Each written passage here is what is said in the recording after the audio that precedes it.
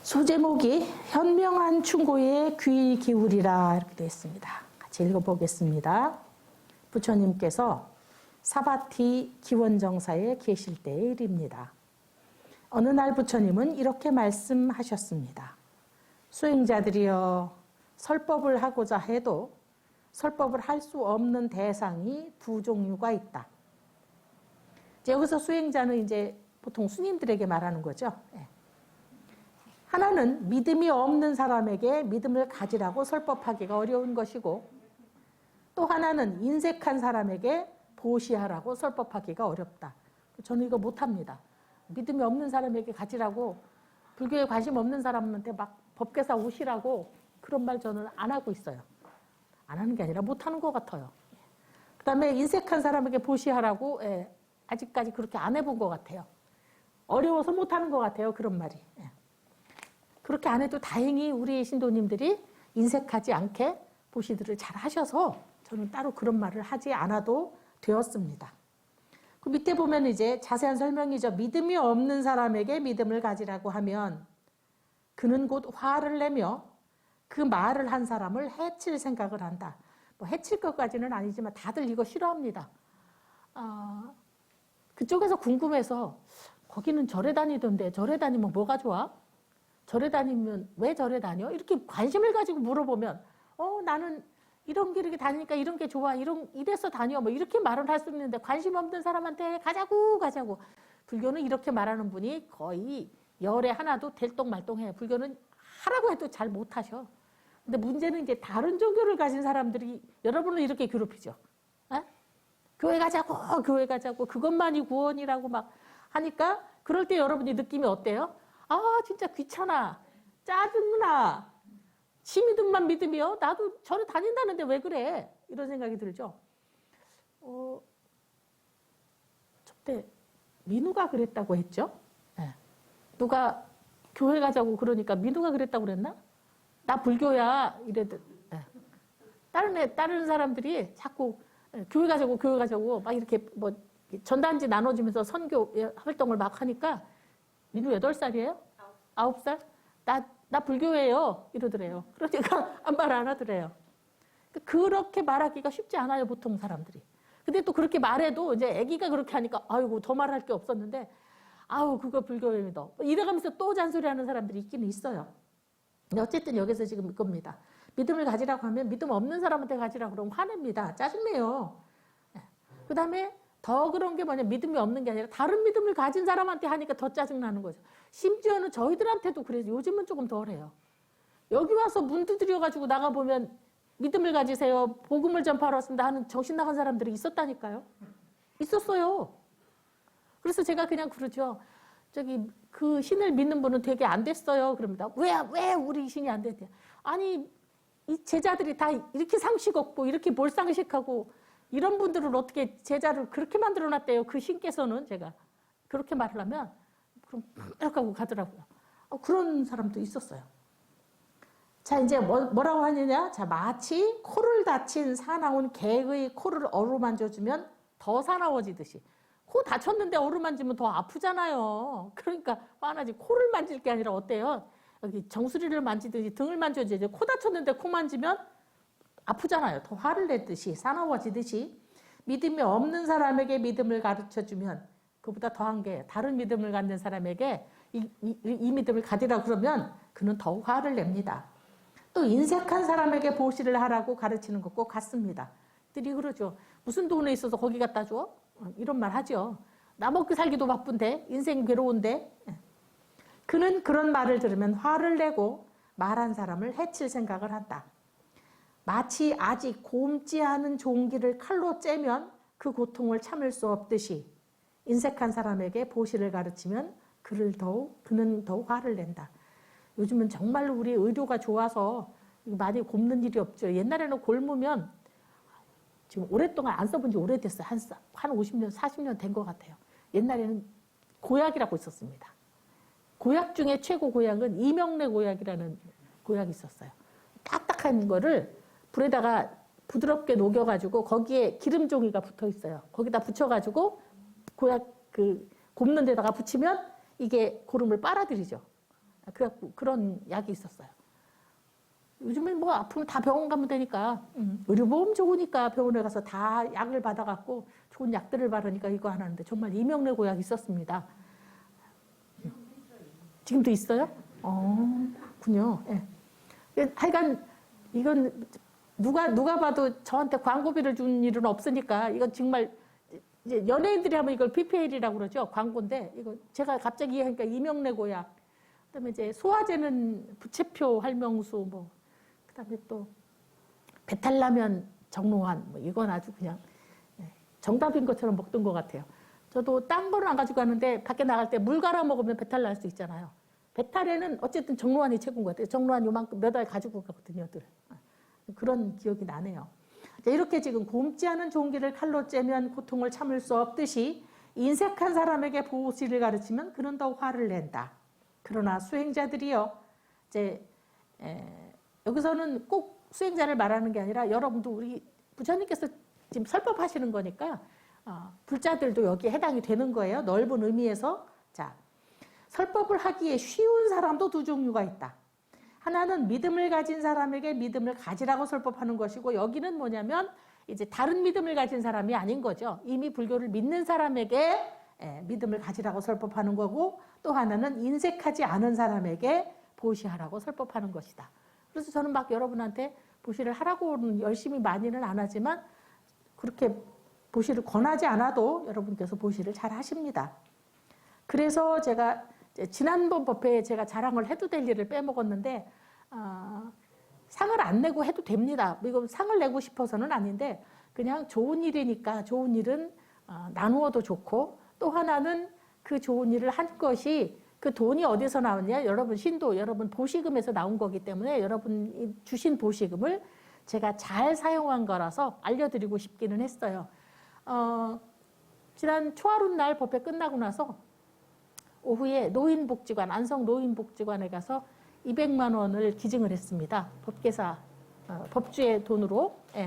그래서 거기가 이전까지는 구세군이 10몇 년 동안을 구세군이 처음 시작부터 구세군이 위탁을 받아서 관리를 하다가 지금 이제 불교계에서 불교사회복지단체에서 위탁을 받아서 칠장사에서 운영을 합니다.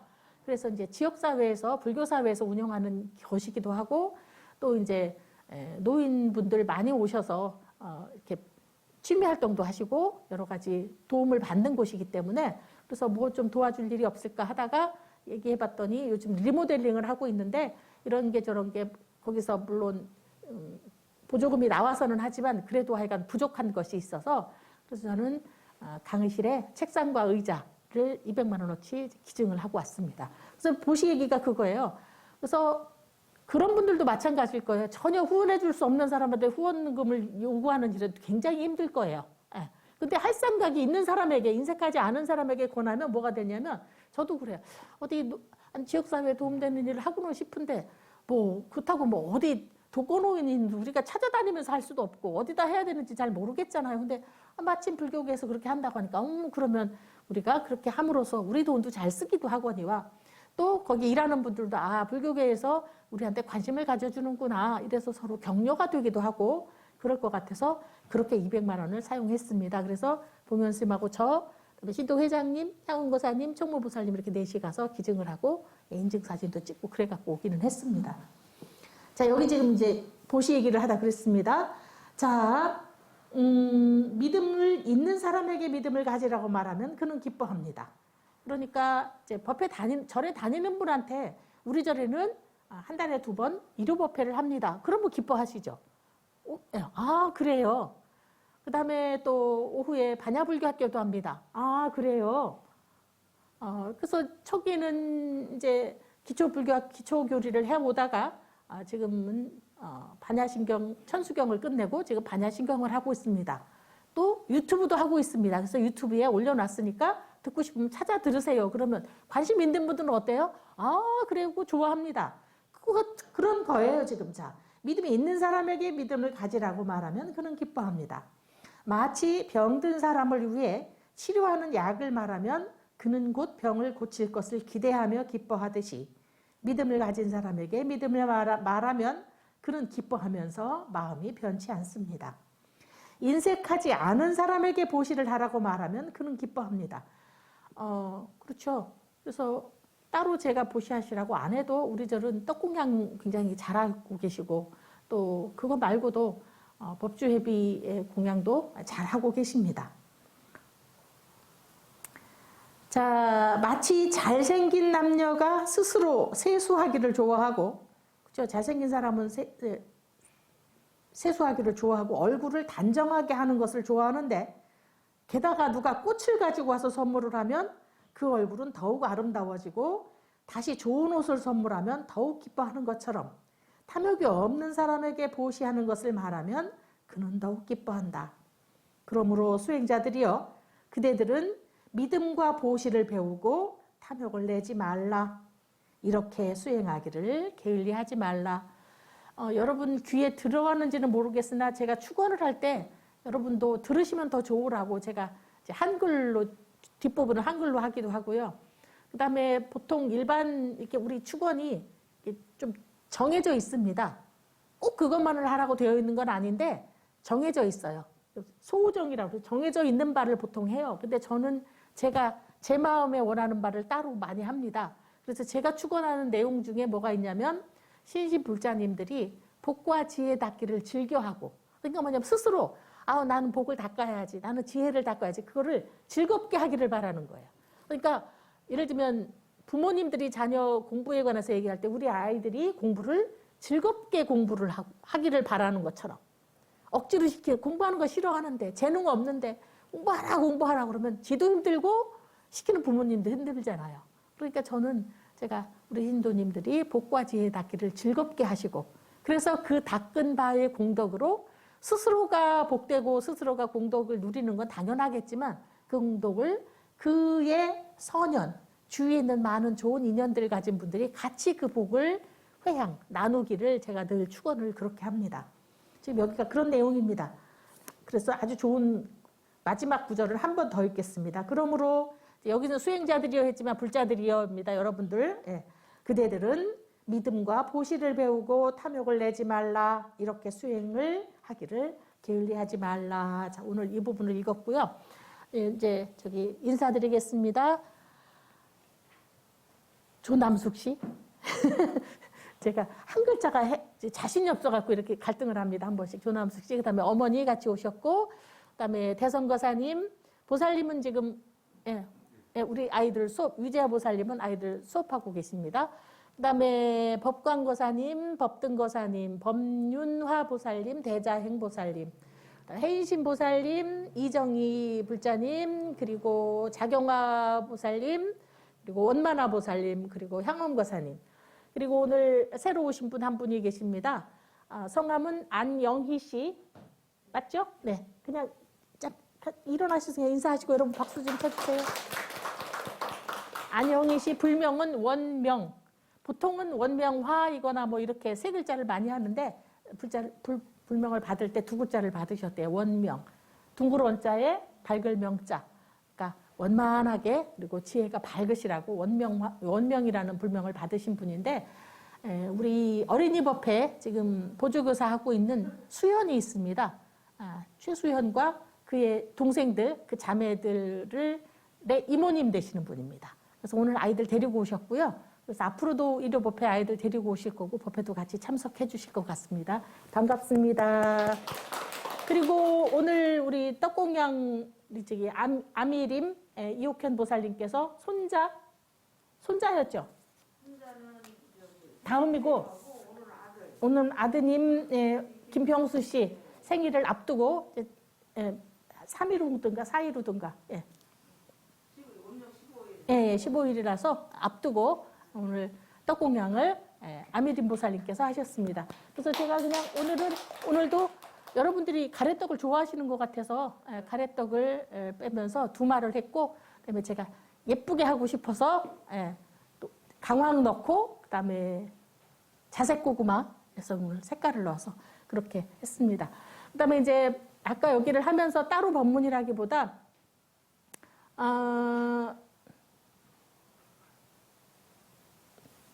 사실은 제가 아까 더 하고 싶은 부분이 있었어요. 그런데 거기 소제목이 뭐였냐면 지혜로우니 충고를 귀담아 들으라라는 구절이었어요. 나중에 이제 하면 돼요. 지혜로우니의 충고를 귀담아 들으라였는데 이제 제가 몇 번 말씀을 드린 내용 중에 하나인데 모든 사람들은 생기면 이제 자라나면서 저마다의 자기 생각이 생겨요. 여러 가지 경험을 통해서 생겨요. 생각들이.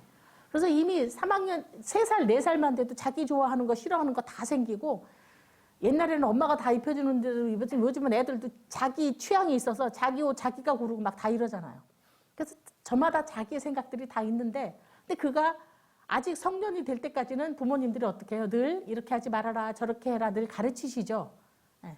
그래서 그게 바로 가정교육이잖아요. 가르치십니다.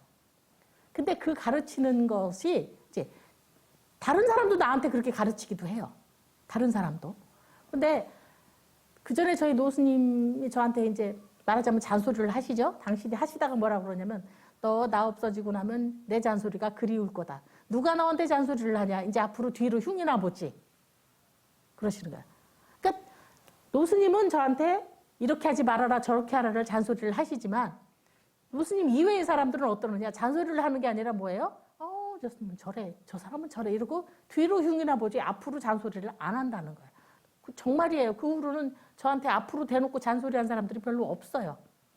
그러거니와 또 하나는 제가 또 잔소리 듣는 걸 안 좋아하더라고요. 짜증내더라고요. 저 스님 자기는 얼마나 잘났길래 저렇게 자꾸 뭐라 했어? 이러면서 그렇게 말 듣는 것도 별로 안 좋아하더라고요.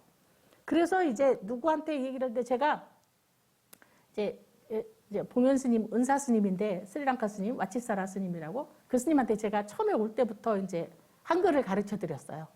그래서 만날 때마다 이제 보기만 할 때마다 틀리는 말 있으면 꼭 고쳐드리고 제가 늘 이렇게 얘기를 하는데 어느 날 뭔 얘기를 하면서 그 스님이 잔소리라는 단어를 배워갖고 온 거예요. 저보고 물어보는 거야. 스님 잔소리 뭐예요? 이래요. 잔소리 뭐예요? 그래서 잔소리는 아는데 자꾸 말해주는 거. 원하지 않는데 충고해주는 거. 이렇게 말을 했어요. 그랬더니 그래요. 이래요. 그랬더니 어느 날 저보고 스님 잔소리하지 마세요. 이래요. 근데 왜 잔소리예요? 이거 충고하는 거지. 그랬더니 제가 알고 있어요. 그런데 스님 또 말하고 있어요. 그 다음에 제가 원하지 않는데 스님 또 충고하고 있어요. 그러니까 잔소리 맞아요. 이러는 거예요. 제가 어때요? 할 말이 없는 거예요. 제기를 잔소리 아니고 난 충고하는 건데 이렇게 생각을 하는데 이게 여러분 자녀에게도 통하는 말이에요. 알고 있는데 자꾸 하는 거, 원하지 않는데 충고해 주는 거 잔소리예요. 근데 그때 상대방들은 다 엄마는 뭐라 그래? 다 너 잘 되려고 하는 소리야. 맞긴 하죠. 그거는 맞는데 기본은 그거지만 그렇게 충고를 할 때 테크닉이 필요해요. 좋은 기술이. 너 그래가지고 뭐가 되려고 그래? 뭐든지 돼요. 그러니까 그거 뭐가 되는 거 걱정하지 마시고 너는 참 잘생기고 뭐하고 다 좋은데 말을 조금 더 곱게 하면 사람 얼마나 더 많이 사랑을 받을까? 얼마나 내 말이 다른 사람들에게 신뢰를 줄까? 이렇게 얘기를 해야 될 때 너는 말을 그따위로 해가지고 너 이제 큰일 났다. 너는 앞으로 어떻게 살래? 이러면 자녀들이 그거를 충고를 안 받아들이고 그냥 바로 잔소리가 되는 거예요. 그 다음에 고칠 수 없는 것들이 있어요. 습관 같은 거 고칠 수 없는 습관들도 있습니다. 근데 그런 거를 몇 번은 말할 수 돼요. 근데 그래도 못 고치는 거를 자꾸 예를 들면 저 같으면 선생님 말을 너무 빨리 해요. 이러면 그 잔소리예요. 왜냐? 제가 알아요. 말 빠른 거 알아요. 근데 안 고쳐져요. 선생님 너무 말이 빨라가지고 이러면 물론 저도 조금 천천히 하면 더 좋은 걸 아는데 사실은 노력은 하고 있어요. 그전보다 좀 덜 빨라지긴 했어요. 혹시? 아니에요? 괜찮으세요? 처음 듣는 분이 안 빠르답니다. 아이고 감사합니다. 제가 여러분께도 말씀을 드렸죠. 특히 제가 한번 회장님께 말씀을 드렸어요. 제가 혹시 흥분해서 말이 빨라지거든 이렇게 사인을 주시라 이랬어요. 근데 어느 날 제가 말을 하다가 제가 스스로 알았어요. 빨라졌다는 걸. 근데 저분이 코사님이 사인을 안 주는 거예요. 제가 알았어요. 뭐냐. 저분도 제 속도에 익숙해진 거야. 제 속도에 익숙해져서 제가 빨라져도 빨라지는 줄 모르셨더라고요. 저는 이제 알아차려서 내가 흥분해서 말이 또 빨라지고 있네. 근데 여기 지금은 저 구층에 앉았지만 이쪽에 앉아 계셨는데도 사인을 안 주고 계신 거예요. 그래서 빠르다고 못 느끼셨구나. 그러면 이제 이거는 서로 익숙해지는 면도 있어요. 그러니까 못 고쳐지는 면을 자꾸 이렇게는 말했어요. 그렇게 빨리 하면 안 돼가 아니라 선생님 오늘도 말이 좀 빠르셨어요. 이러면 그렇죠. 제가 조심하려고 했는데 또 그렇게 됐어요. 이렇게 되는데 쓰면 너무 말이 빨라갖고 번번을 하는데 도대체 알아들을 수가 없어요. 이러면 제가 뭐가 되겠어요? 상처가 되는 거예요. 나는 말이 빨라서 이거 고치지도 못하고 앞으로는 그런 법문을 하지 말아야 되나? 이렇게 되는 것처럼.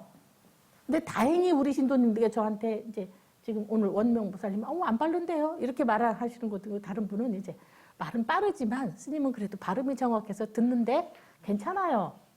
듣는데 못 알아듣거나 그러진 않아요. 이렇게 얘기해 주시니까 내가 큰 문제는 없나 보다 이렇게 생각하는데 제가 스스로 알고 있거든요. 빠르다는 거. 더구나 흥분하면 더 빨라지죠. 알고는 있어요. 근데 잘 안 고쳐지는 게 있어요. 근데 자꾸 만약에 그때마다 제가 빨라질 때마다 오늘도 말이 빨랐어요. 스님 오늘 또 빨라진 거 알죠? 자꾸 하면 뭐겠어요? 그게 이제 저 보살님 잔소리 이렇게 되는 거예요. 잔소리 기준이 뭐라고요? 아는데 또 하는 거. 두 번째 원하지 않는데 자꾸 충고해 주는 거. 그 잔소리예요. 잔소리는 효과가 부정적인 효과가 더 커요.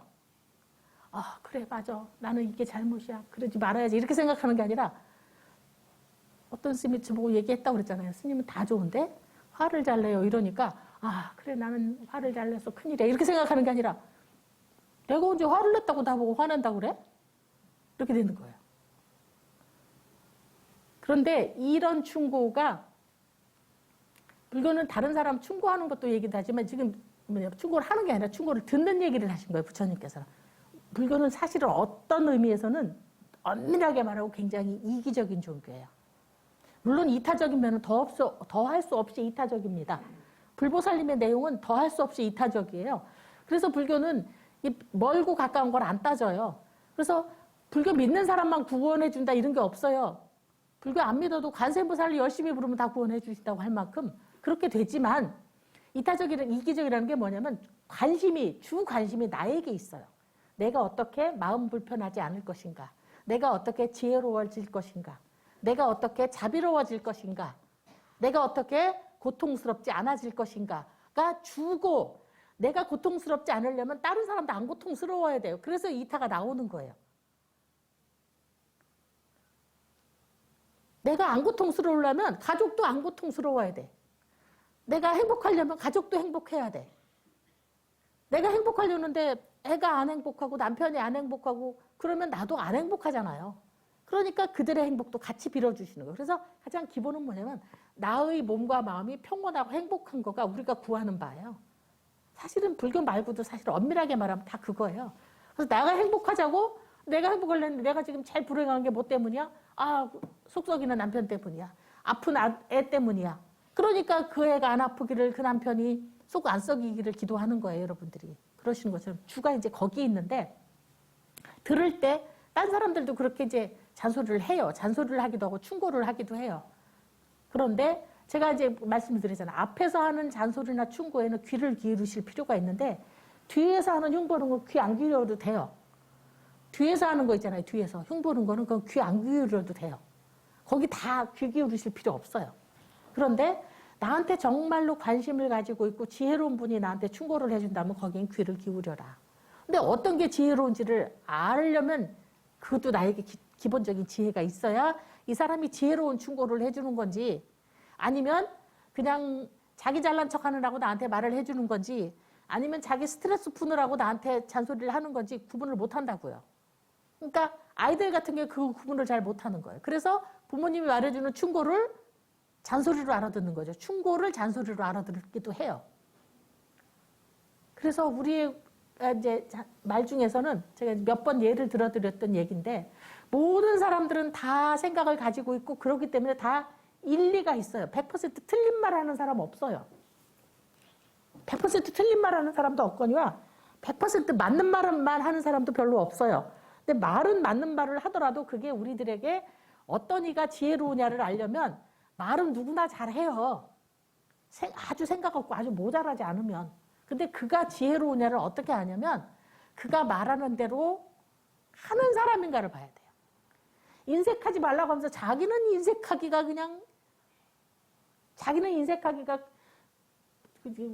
옛날에 그 뭐라 그러죠? 굴비 매달아 놓고 쳐다만 보는 사람을 뭐라 그러지? 자린고비.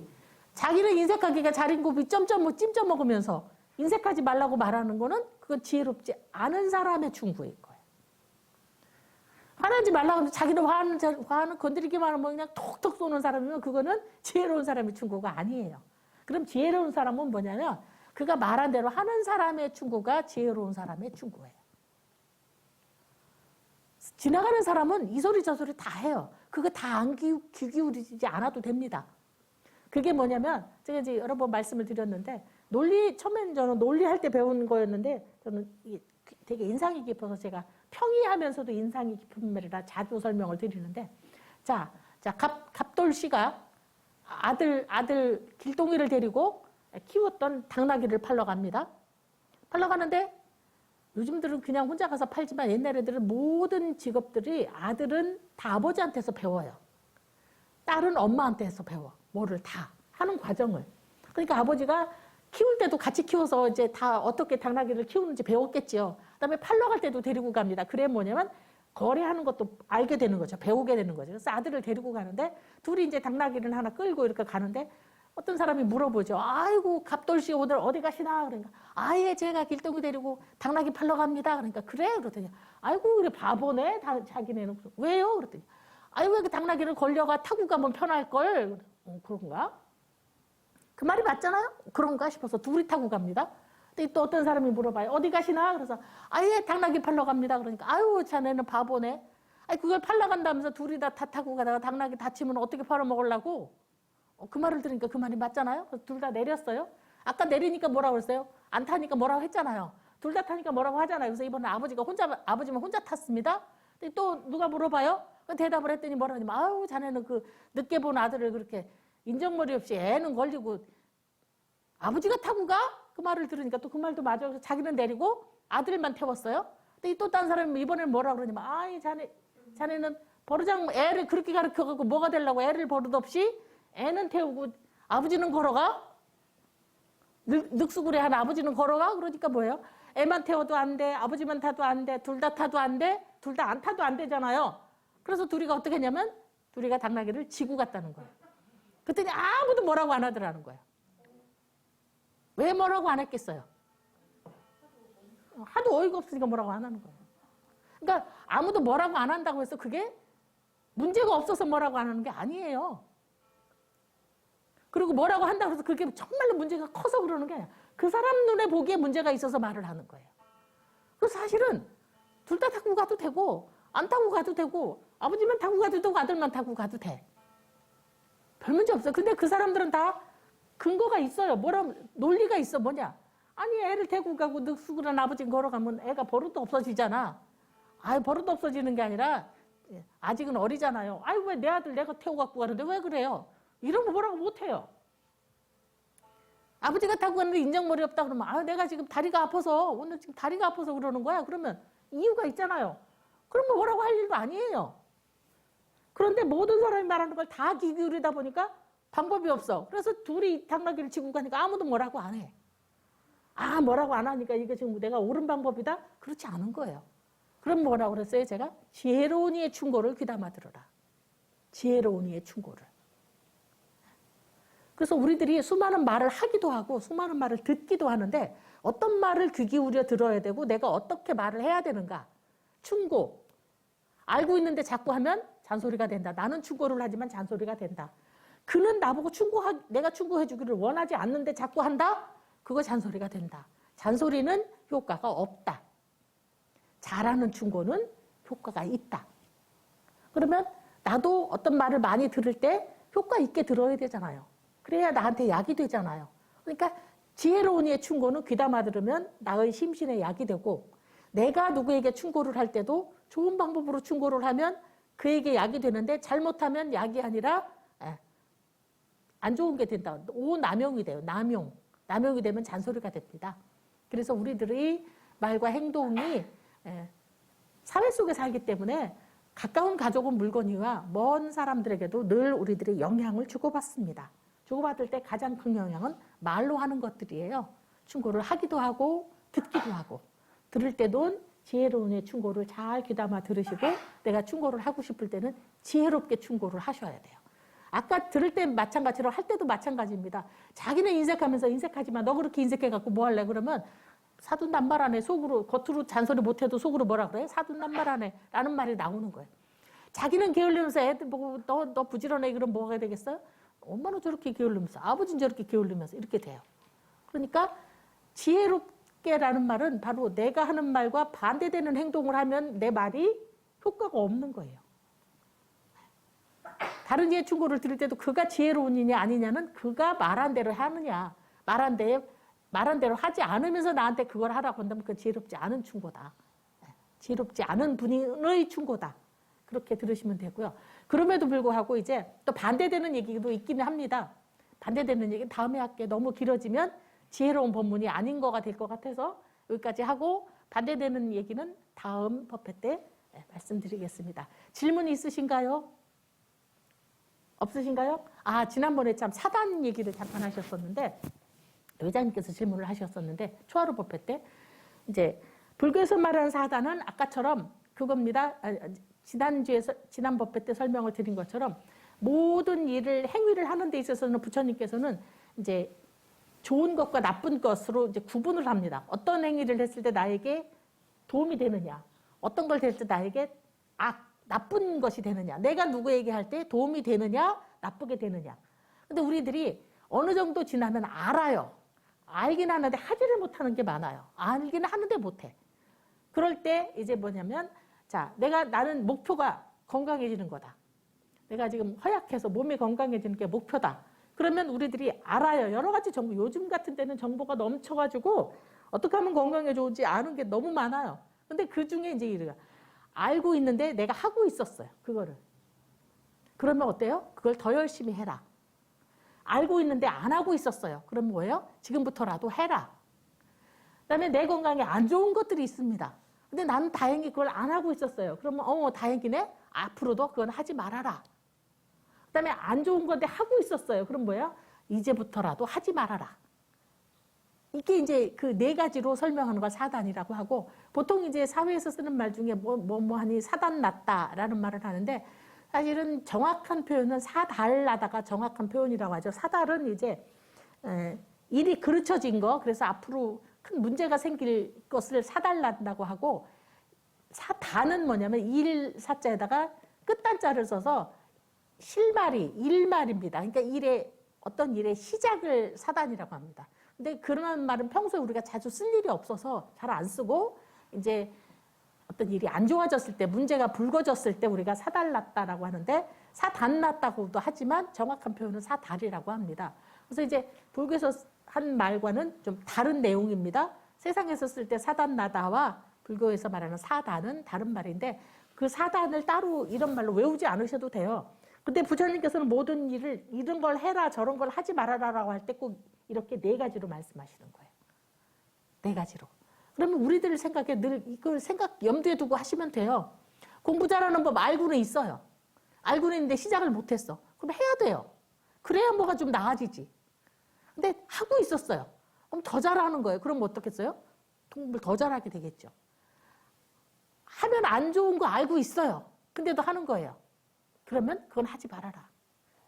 그 다음에 알고 있는데다가 안 좋은 걸 알고 있는데 다행히 나는 그걸 아직도 시작을 안 했어. 그러면 어때요? 앞으로도 그걸 하지 말아라. 많은 경우들이 이제 흡연가들의 애연가들이 굉장히 요즘은 설 자리가 없던데 그런 거죠. 흡연은 백해무익이라는 말을 합니다. 그럼 뭐예요? 하고 있었어. 건강에 안 좋은 거 다 알아. 근데도 못 끊었어. 그러면 지금이라도 끊어라. 근데 다행히 나는 안 하고 있었어. 잘했어. 앞으로도 하지 마. 이런 경우입니다.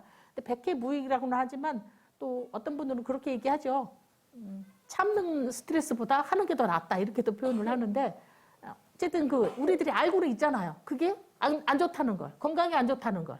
그러면 안 좋은 거는 시작도 하지 말아라.